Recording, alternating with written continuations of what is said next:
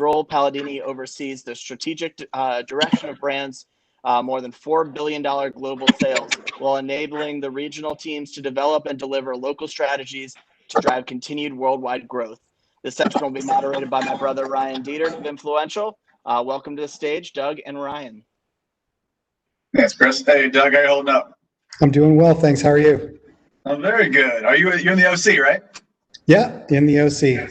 Nice. Yeah, we're here in LA, right in Beverly Hills office, and it is ridiculously hot these days. But hopefully, you guys are staying cool. We're doing fine considering. Yeah, cool. Well, speaking of, obviously how everyone is trying to cope with everything happening in the world today. I would love to, just very rarely do you have a bunch of marketers who can look at someone and say, how do you get over the hump of having hundreds of thousands of people that you actually manage and deal with the pandemic? So I'd love to get your POV on March 12th hits. Tom Hanks gets sick and the world changes. What happened? Did you guys go into pure virtual mode? What were the next steps to basically handle that? And obviously now we're 6 months plus in. How has that evolved over time? Yeah, March 12th, since you mentioned, that was our last day in our global headquarters in Costa Mesa, California. And we've been all working remotely ever since then, all over the world. We have offices in Asia that are partially back to work, depending on where the spikes are. Just starting to let some people back into the European headquarters on a very restricted basis. And then obviously here in the United States, representing the Americas region, we're still on lockdown. I would tell you that the first thing we did was really consider the impact on our people, Ryan, which is just incredibly substantial.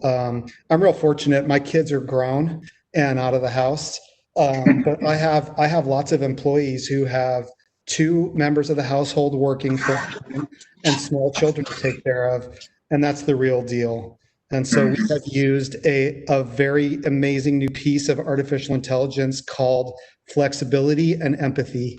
I don't think it's about technology. I think it's about being human at this point and just saying no 2 people in our company are dealing with the same set of issues right now. And so what we need to show is empathy. We need to be there with them, and we need to show the maximum amount of flexibility. If you need to go live with your parents so they can help, go. If you can't make this meeting, we'll record it for you so you can watch it later. I think we just have to really bring sort of our human side to bear here.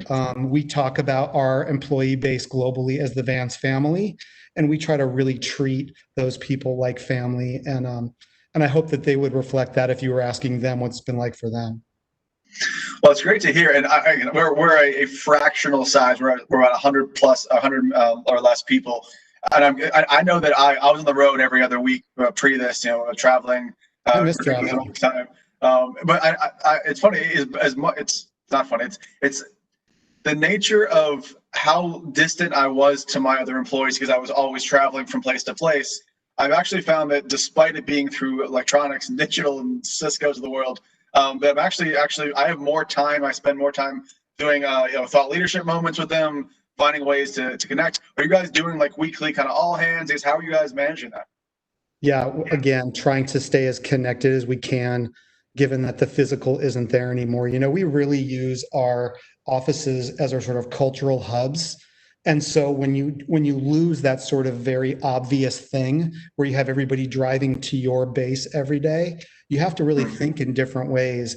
And so what we've tried to do is bring the culture to all of those people. So instead of all those people from the outside coming into the center, we've tried to take the culture in the center and push it out. And I think inverting that process has yielded some very good results, as you said. It makes it a lot more personal. You're talking to a group and someone's cat jumps on their keyboard, and then a baby comes in the room screaming and needs a parent to hug them. And I personally revel in those moments because when everyone's coming to the center, you don't see those things. And I think that's been a very sort of beautiful side effect of a very difficult time in this world, to see that sort of other part of our employees, their fathers, their sisters and brothers, their sons, as much as they are employees. And it's been really nice to be reminded of that. Earlier today, our first session today was actually with our friend Shannon Reed from L'Oreal, and she had a really fun comment. She's like, "Yeah, I mean, despite the fact that everyone's virtual, you get a better peek into someone's life, besides the family, but also the bookshelf behind them. You know, when I'm at home, when I have worse Wi-Fi connection, so I always come to the office for these. I have a Dr. Seuss thing behind me, so it kind of gives you that kind of POV. I mean, have you learned a lot from your employees, just kind of seeing their background and seeing what they're into? Yeah, front lighting is essential. Yeah, it's all this influencer stuff, which I don't have to tell you, Ryan. But I've been watching all these YouTube influencer videos about how they vlog, and because first I was like a big shadow, no one could see me. Everyone's like, Doug, why are you so dark? Are you not feeling well? And I realized I actually had to shape up with just a little bit and shave every once in a while. And I'm still wearing a t-shirt, but yeah, the ways, and people. It's been real fun now to make fun of Zoom and to talk badly about Zoom. It's just Ryan, you and I travel a lot. Remember when we would get on flights and there was no Wi-Fi, and then we got Wi-Fi. We got Wi-Fi, and the next day we were complaining about how slow the Wi-Fi is. Yeah. So we're very blessed to have the technology we have today, which is why I'm talking to you, right? But that said, then immediately what we do is start finding problems with all the WebExes and Zooms of the world immediately. And so we've tried to get past that and just say, let's just focus on the people and what they're feeling. And another really positive byproduct I mentioned to you is that I've noticed that my team, the executive team, has started all their conversations by asking the other people how they are. And it may seem like an obvious thing, but actually when you're in the office and you're rushing from meeting to meeting, you sit down and throw open your iPad and you start talking about whatever you're there to talk about. You don't take the time to say, how's your family? How are you doing in all this? How's your stress level? But we're doing that now. So just that little bit of extra time to, again, be human, I think has been a really, really nice byproduct. Yeah, the mental health kind of check-ins, I think it has to happen in a company. I know that especially the dead of summer right now, people are starting to take some days off. Obviously, Labor Day's coming up, so I think there's a lot of people just kind of banked a lot of, because even though those that actually obviously could maintain their job, everyone had to come together so much at every company to basically get through the hardest parts. That hopefully, knock on wood, that the world starts to open up a bit and things are safe again. But people need to have, like, I know that a number of our employees are taking off over the next few weeks, and honestly, I'm going to probably take a day off for the first time in several years, because you have to have a mental health day. We had a lot of employees say, I don't want to take any time off because I can't go anywhere. And what we've tried to explain to them is, it doesn't matter. Go to the park, go to the beach and walk along the boardwalk. We live in we're very fortunate. Our home base is Southern California. Sure. It's beautiful outside almost every day. Take that time to just not have a meeting, not have to look at your email. Even if you're in the confines of where you normally live, it's still worth it to take some time off. So that's been definitely a good conversation for us. I can't go to it right now, but I can still enjoy not having to look at my emails for a few days. 100% cosign. Get out in nature wherever possible. It cleanses everything. I'd love to switch gears a minute. So I'm sure a lot of people think they're the biggest Simpsons fan of all time. I think I'm up there. I used to know like episode numbers. I've since lost some credibility. You guys launched an entire Simpsons collection. Was that something that you did, or was that a team effort? Were you a big giant fan yourself, or and what is it? How did it all come about? No, Brian, I think you'll find that most of the good things that happen at Vans, I have nothing to do with. So, yeah. No, we, as you know, we're a regular collaborator, but our collaborations take place on multiple levels. The Simpsons is a good example of something we do every summer, which is a big licensing commercial blowout. We've done Star Wars, we've done Nintendo. Last summer was Harry Potter. So we're trying to find things that are connected to us culturally, through popular culture, and also through the form of creative expression. And The Simpsons is very near and dear to our heart. First of all, what does Bart Simpson ride to get around town? Skateboard. Right. Yeah. And Matt Groening, the creator, is also a big skate fan. So we have a very good emotional connection to The Simpsons, which helps. And but we do all kinds. We have some collaborators who get the keys to the castle and get to make almost whatever they want. Those are the Supremes and the Dover Street Markets of the world. There's very few of them. opening ceremony, etc. Then you have the true collaborators, and those are like the like-minded brands. Those are the other skate brands, the musicians we collaborate with, etc.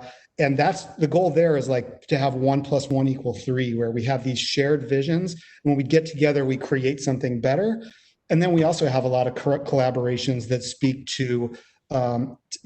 to social justice and environmental sustainability and things like that. We just got through with Nat Geo, and we did a really great project with Ralph Steadman last year. The goal of those was to raise awareness of environmental issues. So there can be a lot of different reasons to collaborate, but of course, The Simpsons is amazing, and it's so amazing to share that energy with so many people. When you first announce it, and you see the buzz building up, and then you see the product vaporize, it's just really fun to see. I mean, I've been doing this for a long time. I never get sick of that. Well, I mean, my favorite is all your El Barto stuff. So I'm a big fan of all your stuff. So I'm actually curious. So you guys run the gamut. And I don't know exactly, if I was to ask someone like, what's the demographics for a Vans buyer? Like, you guys have everyone from Gen Z to people that are, Gen X, that were obviously watch you guys for years. Do you guys think about collaborations like The Simpsons, which is really is across all all demographics? It's a millennial thing. It's a millennial into Gen X. Do you think about every collaboration based off of that, or is it more just, I like a license and my consumers do it, and we'll figure out who's going to buy what? Yeah. Well, the first thing I would say, Ryan, is that we're totally comfortable being a multi-generational brand. Vans was founded in 1966, the same year I was founded. So if you do your math, we're both 54 years old. And so what I tell people is that we no longer believe in demographics. And there's a lot of reasons why. That's a very old school and I think archaic way to think about it. When we talk about Vans, we talk about a state of mind. And that state of mind is based on an off-the-wall mentality and the way you look at life and the way you look at the world. And that's what joins us together, not a chronological age. I think chronological age is more and more irrelevant. Back in the time, Ryan, when we were able to go to live music events together, I would see all the time little kids with their parents. Okay. And so I think that generational gap that I had with my dad doesn't exist anymore. I think kids these days in youth culture are totally cool with older people being a part of the same things that they are. It's not the turnoff that it was in the 1970s when I was growing up. And you mentioned, that's a good segue. You mentioned like people at live events, and when the world was pre-COVID. My brother mentioned before, you have 25 plus years in action sports industry, and Vans has been a major part about that. What have you seen the biggest changes that have happened in that industry? Now, COVID aside, which obviously was a thing that everyone had to deal with for live sports, but I mean, it was a garage version of it, back in 90s and 2000s. Now it's this massive multi-billion-dollar industry. I mean, what's been the growth reasons, and what's the changes that you've seen? Yeah, Steve Van Doren, who is the son of the founder of Vans, Paul Van Doren, and he's our global ambassador, brand ambassador. He's worked on Vans since the first day he was alive, basically. He really helped build what grassroots marketing is in this world. And so that remains a very, very important part of who we are. That sort of hand-to-hand, person-to-person building of our brand drives what we think is the strongest form of emotional connectivity. And so when you have that limb lopped off at a time like we are now, you have to respond, right? And so when you see people who lose a limb or lose a sense, you see that other things get stronger. And I think that's a very good analogy for what we're trying to do. Of course, it's not to the severity of losing your eyesight and having to deal with it. I have much respect for those people. But Sure. The brand analogy there does ring true, because we had a big part of who we are lopped off when we could no longer physically be together. Grassroots, live events, the House of Vans kind of thinking that we have as a brand remains a really important part of who we are. And switching that from an in-person into a virtual experience has been a no regret action for us. There's things you lose, there's things you gain. It is a true trade-off.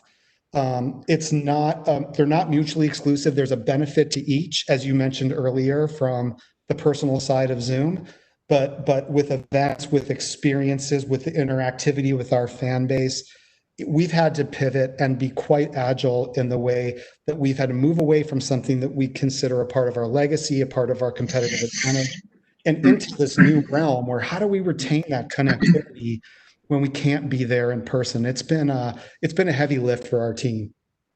And have you guys leveraged social? So whether it's TikTok, Instagram, YouTube, you're having your ambassadors go out there and create content and having UGC from individuals. What's been your guys' tactic? The strategy has shifted to depth of virtual engagement. So for Vans, it's usually a quality, not quantity story. We compete against some of the biggest volume brands in the world. I'm sure you can guess who they are. And so for us, it's much more about the quality per engagement and the depth of engagement per fan than it is about the quantity of fans. So we've really tried to lean into that. And if you've looked at the content that we did a content series when COVID hit called Bouncing Off the Walls. And that was really based on listening to our fans and what was going on in their lives. And what we heard was, I'm stressed. I hate being locked up inside. This thing's giving me anxiety. I'm bored out of my mind. And so we responded with the kind of content that could entertain, inform, engage, and create a two-way communication. A very obvious one that I love to talk about is the shoebox challenge. We said to everybody, go into your closet, find an old cardboard Vans shoebox, and make something else out of it, anything, and then post it, use a hashtag. And really, again, it wasn't the thousands and thousands of entries that we got in the contest. It was people spending days and days and days building cardboard out into working radios or airplanes that fly or dioramas of their town. It was just incredible to see that creativity coming back to us and made us feel good knowing that we created something that got people's minds off what was in the news feeds.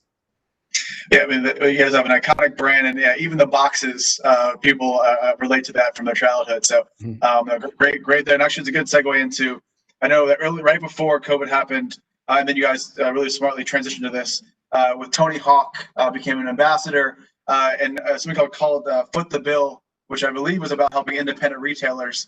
I love when a company not only does well, but does good. And it's something you guys did both with this.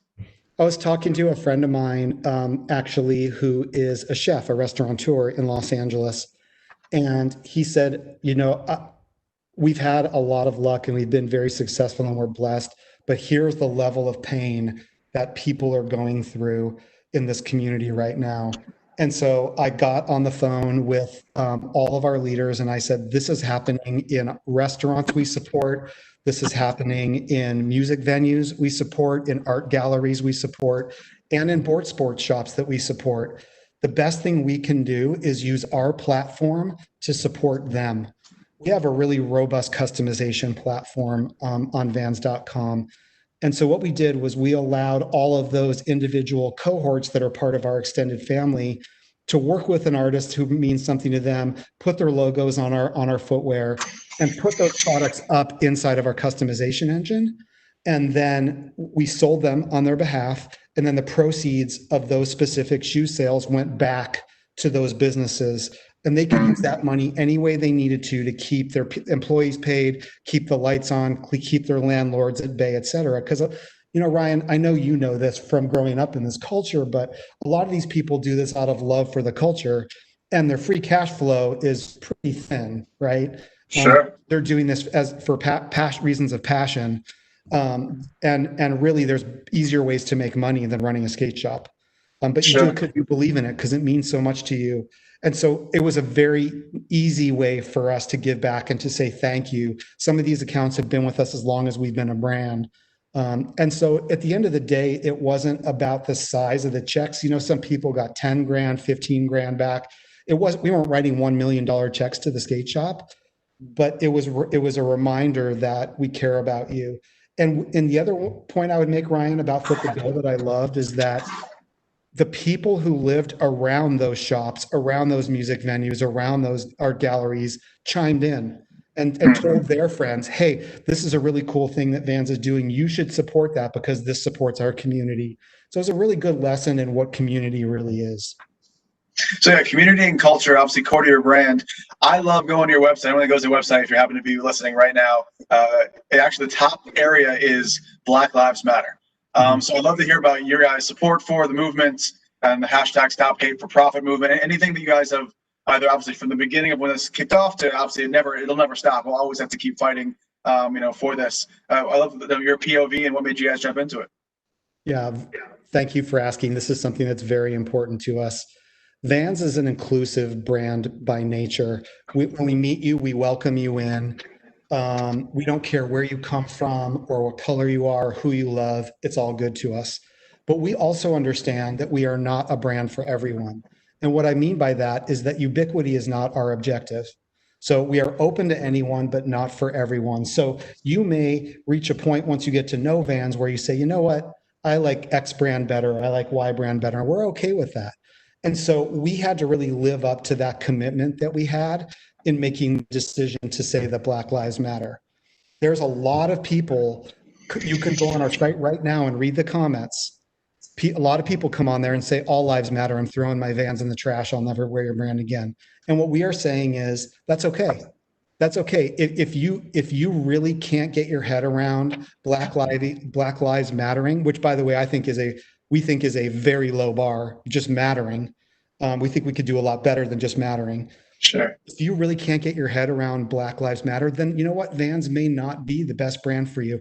And I think it can be really hard for brands sometimes to have that intestinal fortitude to say, are we really going to let that customer go? How can we afford to do that? But in our mind, again, quality over quantity, we would rather increase the depth of our relationship with the people who we are aligned with than worry about just bringing more and more people in, whether or not we share a common set of beliefs or not. So in our minds, it was just posting that was the easy thing to do. The harder thing to do is going to be consistent and ongoing actions by our brand, internally and externally, until anti-racist actions, until we no longer have a system that breeds bigotry, hate, and racism in this country. Very well said, and I couldn't agree more. And in fact, I've been very encouraged since May when all this came to light, the highest issue in May to June.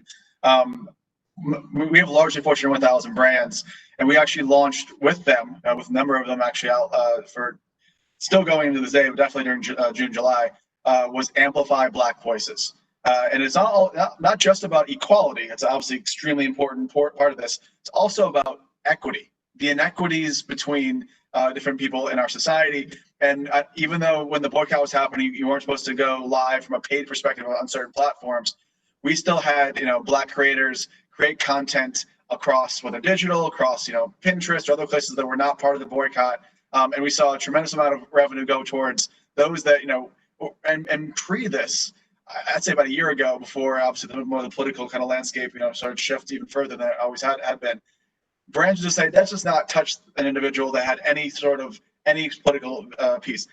You can't get away from it. Every single person has an opinion of some form or fashion, whether on Twitter or elsewhere. And we're seeing the great news is that both brands have leaned into it, as long as someone is not, going out and just being vitriolic. And they're also, we're seeing that the actual engagement and sentiment is not being affected because someone might be talking about protesting or the rights that they think are inalienable, and then also doing a branded campaign to integrate with the product. That the consumer is now so used to that as part of everybody has multiple sides of their personality. So we've seen some tremendous Fortune 1000 brands jump in, and that was something I don't know if I would have saw a few years ago. Yeah, brands have been on this incredible journey, Ryan, where the first realization was, maybe we can't just be top down anymore. Maybe we're going to have to start listening to our consumers here and there. And now we've come all the way to the point where what our fans tell us is, you need to be marching there alongside me. Your voice needs to be out in front of these kind of movements that are important to me. So it's not just giving them a voice anymore. It's us being right there with them, marching with them in these endeavors. And so I would be concerned if I was a brand that was not considering that, Sure. that your relevance was at risk. So A, we're doing this because we believe it's the right thing to do. B, what we hear back from our fans is, you're doing the right things, keep doing them. So, and again, very sage advice and well said. And I'm sure a number of brands are hopefully writing it down, if not doing themselves already. I think most brands have had to have made a choice and hopefully made the right choice. I want to take a sidestep to this a little bit on nostalgia. Grew up with it, the Warped Tour. I guess for those that maybe not aware, I think everyone is for the most part, but what did that mean to the industry to mix music, to mix art, to mix streetwear, and then create something that really is was part of a. If you're a millennial, you were part of Warped Tour. I mean, before that.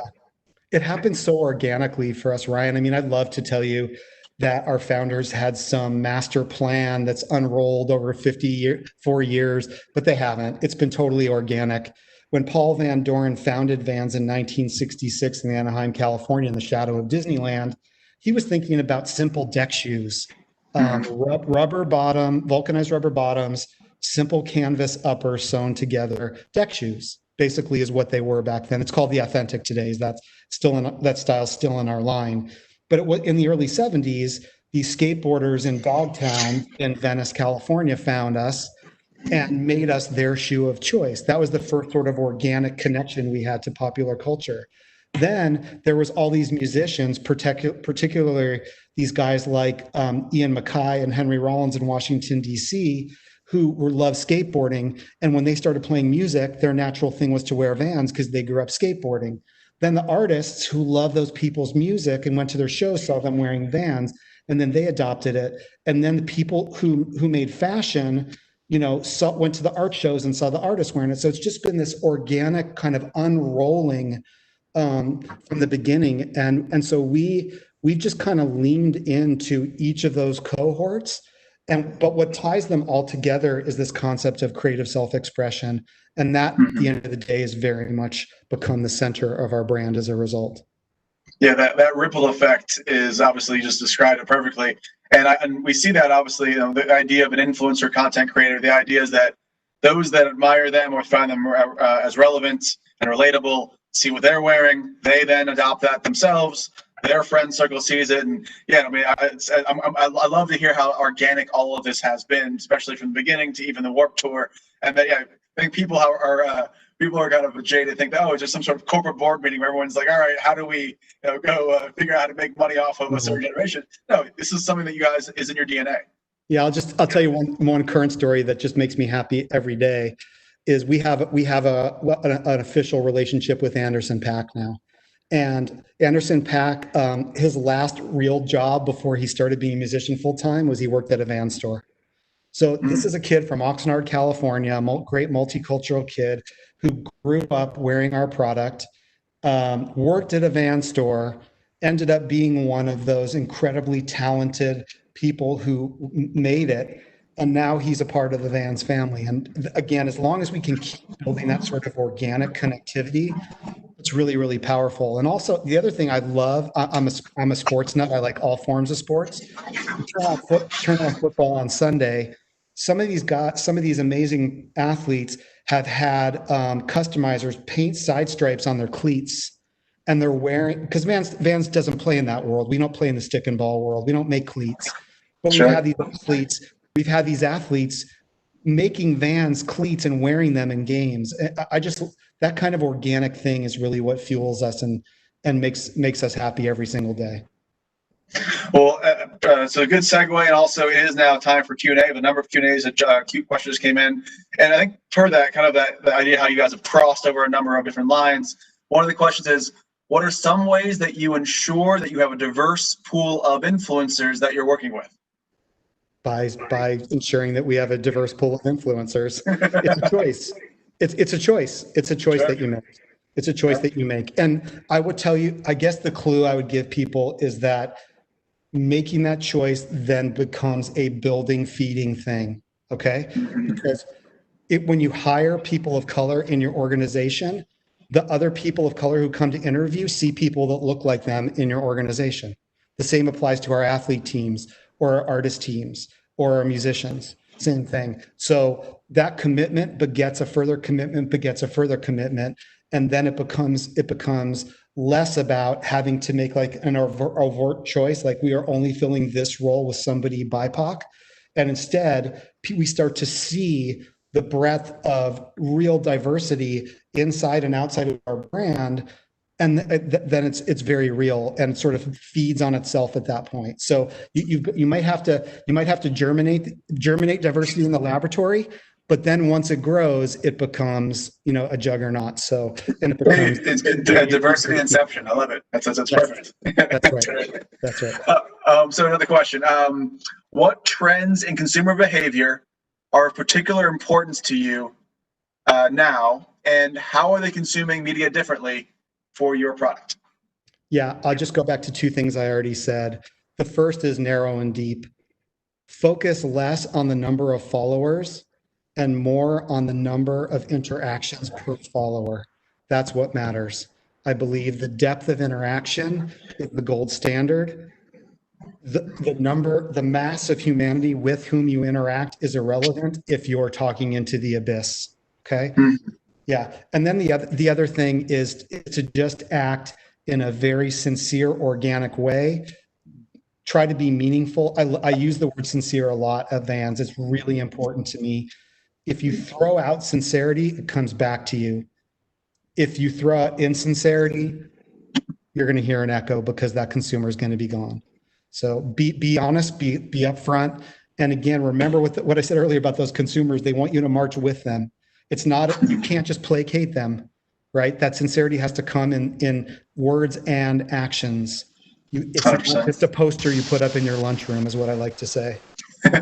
Yeah, the hang in there baby poster. It has to be something real. I got you. So one of the questions comes up actually as a good segue for me is that it talks about brand purpose, and I know just because we have a mutual friend, Nirvan is a good friend of both of ours. I believe you guys did a $1 million donation into imagination.org. You talk about a little bit, obviously, checkerboard day and things that are obviously part of your guys' brand for years, and then having that be a charitable brand purpose piece. Besides the why of it's good for the world, what do you see the value in doing things like this? Oh man, I could go on. I could get on my soapbox right now for a long time about this. Okay, at the center of that is Vans' purpose, and Vans' purpose is to enable creative expression in youth culture. Okay, what imagination.org does is the exact same thing. When International Checkerboard Day is a day we have every November. It started last year, where we ask people to set aside their normal days and instead do something to enable creative expression in their community. Kids these days, the STEM thing, kids these days being taught that math and English are more important. Public schools in this country have eviscerated creativity from their curricula, and they've made after-school stuff you have to pay for, dance, photography, sports, etc. The way you express yourself, it's a part of being a human being. It's not this esoteric thing. It's an innate part of who we are. And so we are doing a disservice to kids all over the world today by putting that at arm's length from them. So what we try to do is make that connection, and what Nirvan and imagination.org do is they build that connection toward expressing yourself creatively at a young age, so that hopefully it clicks and stays with you through your whole life. We are all born as creative beings. We unlearn those things over time, unfortunately. And so we're trying to put that back and make sure people stay connected to their creative selves throughout their entire lives as part of our purpose. For anyone listening on the brand side or any side who just wants to be part of this, check out imagination.org. It's a tremendous integration they have with Vans, and it's a way to really give back to the creative community, and it's much needed, especially now more than ever, with everybody trying to be creative in their new kind of spaces they live in inside the rooms. 100%.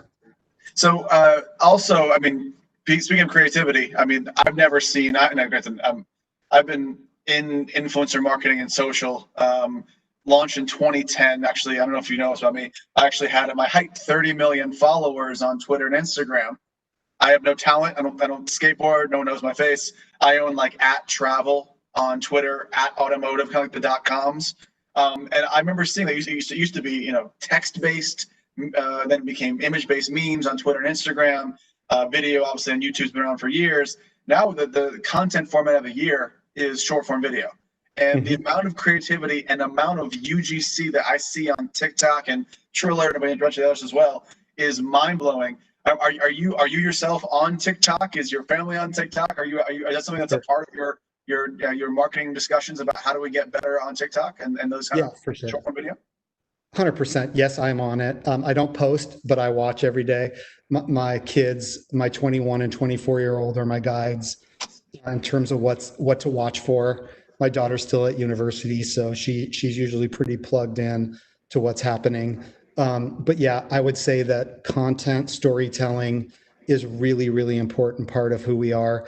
The other thing that we love to do is shine a spotlight on other people who use our brand to express who they are. I think that's a really powerful thing for us to do. So if Vans' job is to enable creative expression and you want to wear our product because you believe in creative expression, whether you dance or where it's all started for TikTok or you skate or whatever it is, I think we have an obligation to shine a spotlight on what you do to inform your own creative self as well. So that's been a really fun thing for us. I told you before, we have a really powerful customization engine. Far and away, the most powerful part of that is user-generated content. So we see, hundreds of thousands of examples every week of people posting their own content to put on our products. And that, I don't think there's any higher calling of a brand than if you express yourself through the things that we make, we're good. We're good. That makes us happy. Beautiful. Well, I know we're up here against time. I guess, what do you see? I mean, this year has been insane. And some people say, obviously, it's been a horrific year in terms of things that are happening in the world. There's obviously a certain level of self-reflection and hopefully us figuring out ways to stop this from ever happening again and being smarter about it. So this year's been a trying time. Is there things that you're excited about in Q3 and Q4? Are there exciting things about 2021 that you think will be a major moment for Vans, for your ecosystem, your brand purpose, that without having to drop a press release here right now, and if it's not already in the news, I think people will love to know, what are you looking forward to? Yeah, Vans. I think the first thing I would say, Ryan, is COVID is no joke. It's killed a lot of people. It's been heart-wrenching on a number of families, and no t-shirt, no shoe, no hat in the world can equal the serious pain inflicted on families all over the world. So I want to be really, really respectful of that. Second, the brutality against people of color around the world has got to stop. And we all have an obligation to take anti-racist actions to end the systemic racism, hate, and bigotry in our world. So again, nothing we make can equal, it even comes close to the importance of us dealing with those issues. Inside Vans, in terms of our business, I will tell you that we have a tremendous amount of newness all the time. I worked for Vans since June of 2004, and I am still a little kid in a big candy store every time we launch something. And I can't always tell you what's coming out, but if you follow our social feeds, which I know you do, you'll see that amount of what I can see, because we have a 19-month product cycle. What I can see coming, there's something new every week, every month, every year.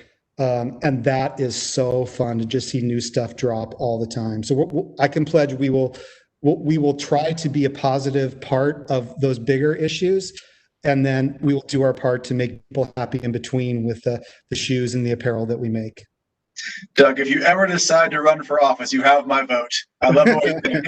Thank you so much. That is the last thing I want to do right now, man. Well, all I have to say is what a high note to end on today. Doug, you are tremendous. I learned so much. You have a great way of conveying, value and education. And really, thank you so much for taking the time to be with us today. We really, really appreciate it. Oh, that's very kind of you. Thank you for having me. Thanks, Doug. Appreciate it. Absolutely. All right, now time to read the mandatory stuff to wrap it up. Thanks so much to Doug and Ryan, of course, for an amazing day on influencer marketing. Special thank you to our speakers for engaging and insightful conversation today. I know personally I took so much from all of it today. We hope you all join us again for our next Brand Innovators Livecast Monday at 1 p.m. Eastern on fashion and beauty. We'll be joined by marketing leaders from Stitch Fix, Aveda, Keds, and more. Thank you everyone for joining, and we hope